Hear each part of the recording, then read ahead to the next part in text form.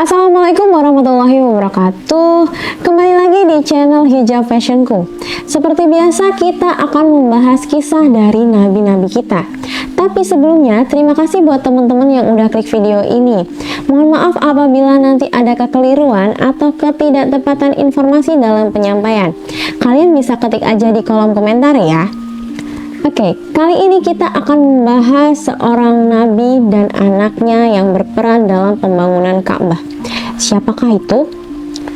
Beliau adalah Nabi Ibrahim dan Nabi Ismail.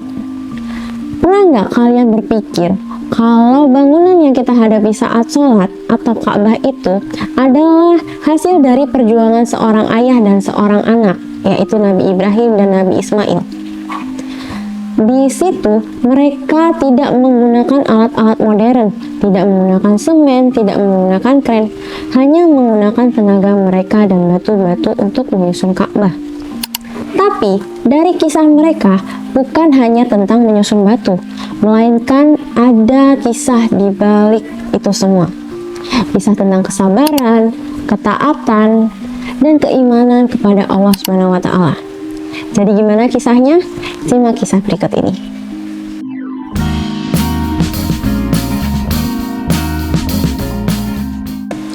Pada zaman dahulu kala, Nabi Ibrahim tinggal bersama istrinya, Siti Hajar, dan anaknya Nabi Ismail.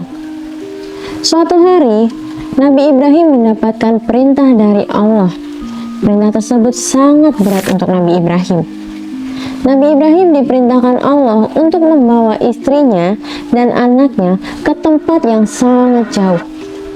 Di tempat itu tidak ada manusia, tidak ada pepohonan, tidak ada sumber air, bahkan hanya padang pasir yang sangat gersang.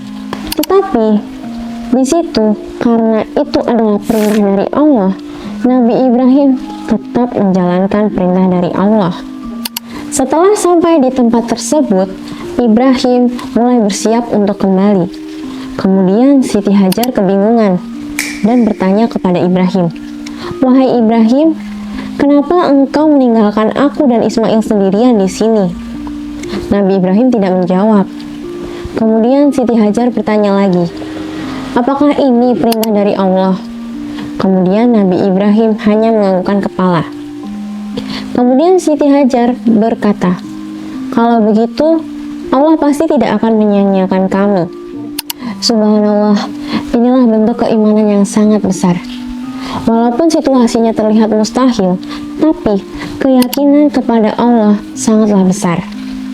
Akhirnya Nabi Ibrahim pergi meninggalkan Siti Hajar dan Ismail sendirian di sana. Nabi Ibrahim terus berdoa agar keluarga kecilnya selalu dijaga. Hari demi hari berlalu, persediaan makanan sudah habis, air pun tidak tersisa. Nabi Ismail yang saat itu masih bayi mulai menangis kehausan.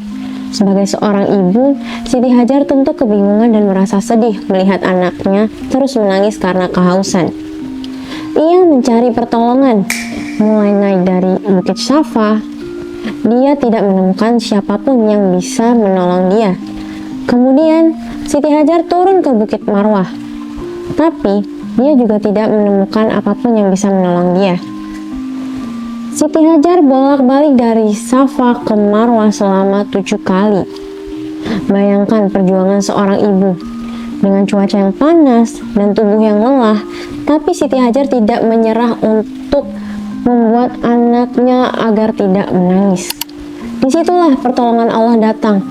Allah mengutus malaikat Jibril. Kemudian mata air muncul dari dekat kaki Nabi Ismail. Di situ Siti Hajar sangat bahagia. Akhirnya Siti Hajar mengumpulkan air tersebut sambil berkata, "Zam-zam, zam-zam," yang kurang lebih artinya berkumpullah, berkumpullah. Dan sejak saat itu mata air tersebut terus mengalir dan diingat sebagai air Zam-zam. Karena adanya mata air tersebut, orang-orang mulai berdatangan dan menetapi tempat tersebut. Tempat yang tadinya sepi sekarang menjadi pemukiman. Dan kelak tempat itu dikenal dengan nama Makkah. Waktu terus berjalan. Kini, Nabi Ismail tumbuh menjadi pemuda yang saleh. Ia terkenal sebagai anak yang taat, sabar, dan berakhlak mulia. Nabi Ibrahim pun sering mengunjungi putranya. Hubungan ayah dan anak ini sangat dekat. Mereka mencintai satu sama lain karena Allah. Di kemudian hari, Nabi Ismail mendapatkan ujian yang sangat besar oleh Allah melalui mimpi ayahnya, Nabi Ibrahim. Nabi Ibrahim mendapatkan mimpi untuk menyembelih putranya sendiri, Nabi Ismail. Dengan penuh keimanan, Nabi Ismail berkata, "Wahai ayahku, jika itu adalah perintah dari Allah, maka lakukanlah. Insya Allah, engkau akan mendapatiku bersama dengan orang-orang yang sabar." Suatu ketika, Nabi Ibrahim menyembelih Nabi Ismail. Tetapi, dengan mukjizat dari Allah, Nabi Ismail digantikan oleh seekor kambing. Dan disitulah asal mula dari ibadah kurban yang kita lakukan setiap Idul Adha.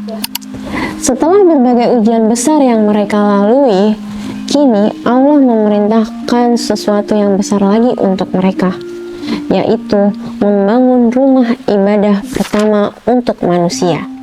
Suatu hari, Allah memerintahkan Nabi Ibrahim untuk membangun Baitullah. Tempatnya di lokasi yang sekarang menjadi Ka'bah. Di situ, Nabi Ibrahim dan Nabi Ismail bekerja sama dalam membangun Baitullah. Nabi Ismail bertugas mengumpulkan batu, dan Nabi Ibrahim bertugas untuk menyusun batu tersebut. Bayangkan suasananya, di padang pasir, cuaca panas, tidak ada teknologi, tidak ada pekerja lain, hanya seorang ayah dan anak yang bekerja sama untuk menaati perintah Allah. Mereka mengangkat batu satu persatu. Sedikit demi sedikit, bangunan itu mulai berdiri. Lama-lama, bangunan itu semakin tinggi. Karena tidak bisa menjangkau bagian atasnya, Nabi Ismail membawakan batu besar untuk menjadi pijakan Nabi Ibrahim. Dan batu itu dinamakan Makam Ibrahim. Dan sampai saat ini, jejak kaki Nabi Ibrahim menjadi salah satu tempat yang paling bersejarah dan tempat yang paling dijaga di Masjidil Haram. Ada satu hal yang menyentuh dari kisah pembangunan Ka'bah ini. Nabi Ibrahim dan Nabi Ismail tidak merasa bangga ataupun sombong karena telah membangun rumah paling mulia di muka bumi ini. Tetapi mereka malah khawatir. Mereka berdoa, "Ya Allah, terimalah amal dari kami. Sesungguhnya Engkau yang Maha Mendengar lagi Maha Mengetahui." Subhanallah, bayangkan, kita saja yang telah melakukan hal besar pasti sangat bangga. Berbeda dengan Nabi Ibrahim dan Nabi Ismail. Mereka justru khawatir, apakah amal mereka diterima oleh Allah atau tidak. Mereka terus berdoa agar keturunan mereka selalu taat kepada Allah. Bahkan, mereka juga berdoa agar diutusnya Rasul dari keturunan mereka. Dan disitulah doa mereka dijabah dengan diutusnya Nabi Muhammad SAW. Setelah Ka'bah selesai dibangun, Allah memerintahkan Nabi Ibrahim untuk mengajak manusia datang ke Baitullah. Kemudian Nabi Ibrahim bertanya, "Ya Allah, bagaimana mungkin suaraku didengar oleh manusia?" Kemudian Allah menjawab bahwa Nabi Ibrahim hanya bertugas untuk menyampaikan saja. Allah sendiri yang akan membuat seruan itu sampai ke manusia. Kemudian Nabi Ibrahim menyerukan panggilan haji, yang sampai saat ini panggilan tersebut masih terus dijawab. Jutaan umat Islam dari seluruh penjuru dunia datang ke Mekah. Ada yang menabung bertahun-tahun, ada yang mengantri sangat lama, hanya untuk memenuhi panggilan yang disampaikan pertama kali oleh Nabi Ibrahim dari Allah Subhanahu wa Ta'ala. Dari kisah Nabi Ibrahim dan Nabi Ismail, kita belajar banyak hal. Kita belajar tentang ketaatan, kesabaran, dan kita belajar bahwa pertolongan Allah akan datang di waktu yang tepat. Hari ini, ketika kita sholat menghadap kiblat, ingatlah bahwa di sana ada perjuangan seorang ayah dan seorang anak yang mengorbankan segalanya demi menjalankan perintah Allah SWT. Oke, itulah kisah dari Nabi Ibrahim dan Nabi Ismail dalam mendirikan Ka'bah atau tempat ibadah pertama umat muslim di dunia. Apabila kalian memiliki informasi tambahan atau kalian ingin mendengarkan kisah-kisah Nabi yang lain, boleh tulis di kolom komentar ya. Terima kasih buat kalian yang udah menonton video ini sampai akhir. Kita ketemu lagi di episode selanjutnya. Wassalamualaikum warahmatullahi wabarakatuh.